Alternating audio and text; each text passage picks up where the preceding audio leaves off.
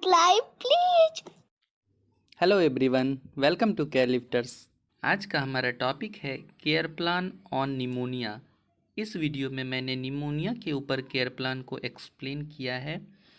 आपको मेरे चैनल पे अदर टॉपिक के ऊपर भी केयर प्लान या case study, health talk and any other assignment मिल जाएगा, इसलिए आप चैनल पे विजिट करके सब्सक्राइब ज़रूर कर लीजिए।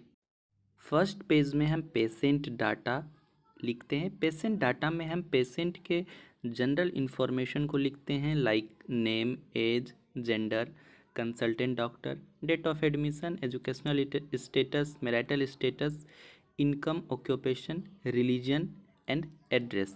देन हम उसके बाद मेडिकल डायग्नोसिस लिखेंगे पेशेंट का, लाइक इस केयर प्लान में मेडिकल डायग्नोसिस है पेशेंट का निमोनिया।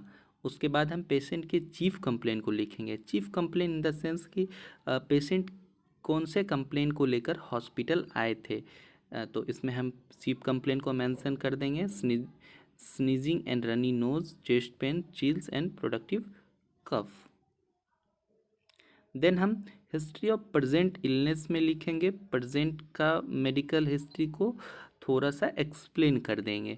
फिर हम पास्ट मेडिकल हिस्ट्री के अंदर पास्ट के मेडिकल हिस्ट्री को लिखेंगे। Present surgical and past surgical में भी हम प्रेजेंट और पास्ट के सर्जिकल हिस्ट्री को मेंशन करेंगे। देन हम फैमिली हिस्ट्री की ओर आ जाएंगे। फैमिली हिस्ट्री में हमें पहले फैमिली ट्री बनाना है, देन हमें फैमिली कंपोजिशन लिखना है।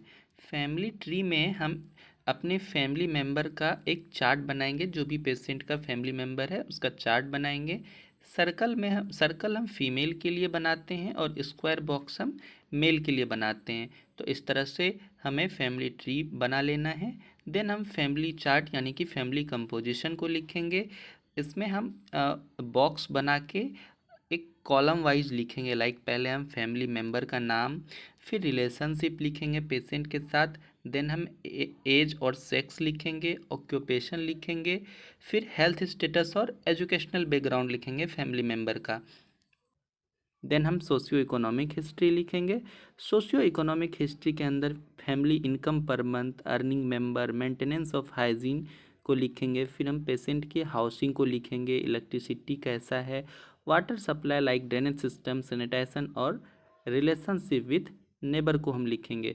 उसके बाद हम पेशेंट के पर्सनल हिस्ट्री को लिखेंगे। पर्सनल हिस्ट्री में पेशेंट का डाइटरी हैबिट, लाइक वो मिक्स्ड खाते हैं या वेजिटेरियन हैं, स्लीपिंग पैटर्न इम्प्रॉपर और प्रॉपर, लाइफ स्टाइल कैसा है, relationship with family member, elimination and habit लिखेंगे पर्सन का पर्सनल हिस्ट्री में। फिजिकल एग्जामिनेशन, फिजिकल एग्जामिनेशन के अंदर हम पेशेंट का फिजिकल एग्जामिनेशन करेंगे, जिसमें पहले हम वाइटल साइन लेंगे। वाइटल साइन के अंदर temperature, pulse, respiration, blood pressure, SpO2 और आप पेन को भी लिख सकते हैं।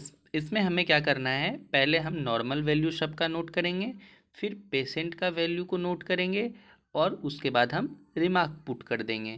देन उसके बाद हम BMI निकालेंगे पेशेंट का। BMI यानी कि बॉडी मास इंडेक्स। BMI निकालने का formula weight in kg by height in metre square होता है। तो हमें पहले पेशेंट का हाइट और वेट लिखना होगा और हम हाइट को क्या करेंगे, मीटर में कन्वर्ट कर देंगे। तो इस तरह से हम BMI निकाल लेंगे। देन हम फिजिकल असेसमेंट की ओर आ जाएंगे।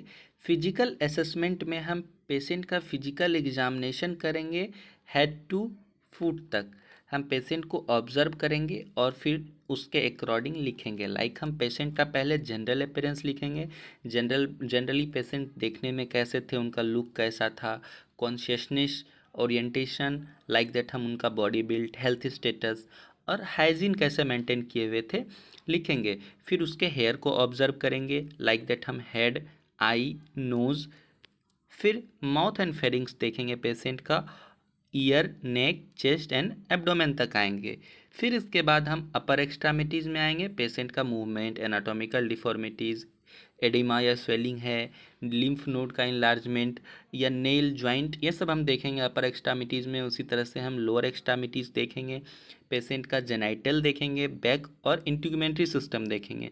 लास्ट में हम पेशेंट का न्यूरोलॉजिकल असेसमेंट करेंगे। न्यूरोलॉजिकल असेसमेंट में हम पेशेंट के consciousness, memory, orientation, insight, judgement और बिहेवियर को देखते हैं। फिर इसके बाद हम पेशेंट के इन्वेस्टिगेशन को लिखेंगे, पेशेंट का जो भी इन्वेस्टिगेशन हुआ होगा उसका वैल्यू, और देन हम नॉर्मल वैल्यू को पुट करेंगे। इसके बाद हम पेशेंट के मेडिकेशन लिखेंगे, मेडिकेशन का चार्ट बनाएंगे। मेडिकेशन चार्ट में हम पेशेंट के ड्रग का नाम, पेशेंट के ड्रग का डोज और उनको किस रूट के थ्रू दिया जा रहा है, फ्रीक्वेंसी, साथ में एक्शन, साइड इफ़ेक्ट भी पुट करेंगे। अगर आपको इसके साथ नर्सिंग रिस्पॉन्सिबिलिटी भी लिखना है तो वो आपको मेरे दूसरे केयर प्लान के वीडियो में मिल जाएगा मेडिसिन का, तो आप वहाँ से देख के लिख सकते हैं। उसमें आपको इंडिकेशन, कॉन्ट्रा इंडिकेशन भी देखने को मिल जाएगा। इसके बाद हम पेशेंट के डाइट प्लान लिखेंगे। पेशेंट के डाइट प्लान में पेशेंट का एक डाइट चार्ट बना के इस तरह से हम लिखेंगे। फिर इसके बाद हम आ जाएंगे प्रॉब्लम आइडेंटिफिकेशन और नर्सिंग डायग्नोसिस के तरफ। प्रॉब्लम आइडेंटिफिकेशन में हम जब पेशेंट को केयर दे रहे हैं तो हमने क्या प्रॉब्लम फाइंड किया वो हम लिखते हैं। लाइक पेशेंट को निमोनिया था तो पेशेंट को अभी हमें क्या प्रॉब्लम दिखा, जैसे कि ब्रीथिंग डिफ़िकल्टी था पेशेंट को, हमने ऑब्जर्व किया, चेस्ट पेन लगा, एंजाइटी लगा, नॉलेज डेफिशिएट था डिजीज से रिलेटेड, तो हमने ये प्रॉब्लम को आइडेंटिफाई किया। देन इस प्रॉब्लम के अकॉर्डिंग हम पेशेंट को नर्सिंग डायग्नोसिस देंगे। हमने जो भी प्रॉब्लम फाइंड किया उसके हिसाब से हमें पार्टिकुलर नर्सिंग डायग्नोसिस लिखना है उस प्रॉब्लम का। फिर उसके बाद हम नेक्स्ट पेज में नर्सिंग प्रोसेस को बनाएंगे। जो भी पेशेंट का प्रॉब्लम था उसके बाद हमने क्या केयर दिया, इसके लिए हम एक नर्सिंग डायग्नोसिस को तैयार करते हैं। लाइक पेशेंट को पेन था चेस्ट में तो उसके लिए हमने क्या नर्सिंग डायग्नोसिस दिया, हमारा क्या गोल था, प्लानिंग क्या था, हमने क्या प्लानिंग किया उस गोल के लिए, इम्प्लीमेंट फिर किया हमने, और लास्ट में हमें इवोल्यूएट करना है। इसी तरह से हम फिर ब्रीथिंग में डिफ़िकल्टी था तो हमने उसके लिए एक नर्सिंग प्रोसेस बनाया, हमने कैसे केयर दिया ये हमें शो करना है।